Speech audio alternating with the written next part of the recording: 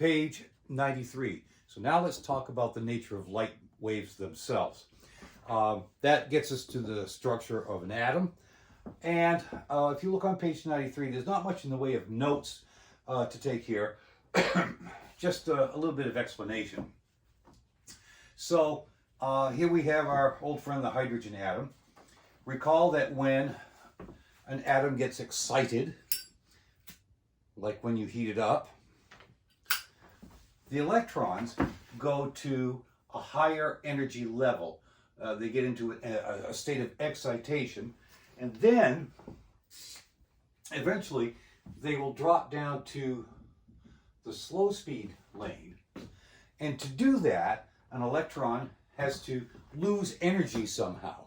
And the way that an electron loses energy is it emits a photon. So in other words, boys and girls, photons are electron poop. Now you know. More importantly though, since light is a wave, it has frequency and wavelength,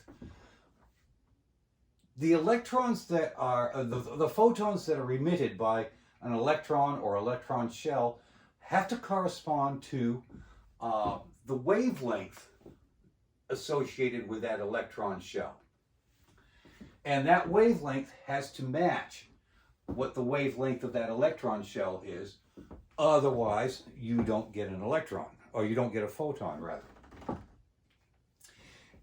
What this means is that each element in the periodic table has its own set of frequencies and wavelengths, because what makes atoms different from one another is how they are constructed, how many protons in the nucleus, how many electrons in the shell, and so on. And that's why a hydrogen atom is different than a helium atom. We've talked about that in terms of nucleosynthesis. So we can say, we now know that hydrogen emits very specific frequencies and wavelengths. Helium emits very specific frequencies and wavelengths, and so on. And at the bottom of the page, you'll see a little chart that lays out what the electromagnetic spectrum is. And you can see there, a little bit to the right of the middle, there's that very, very, very narrow section that is what we call visible light.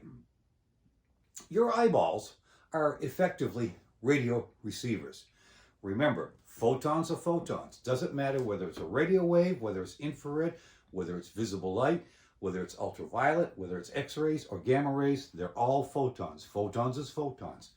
Our eyeballs are set up to receive a very specifically narrow range of wavelengths that we call visible light.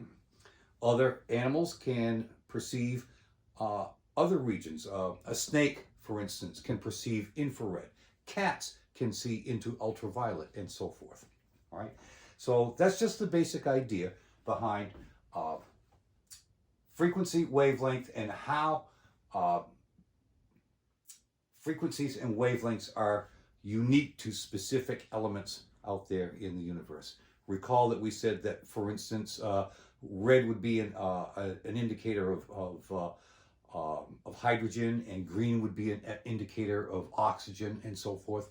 This is one of the ways that we do this. All right, so we'll pause here and we'll go to the next page.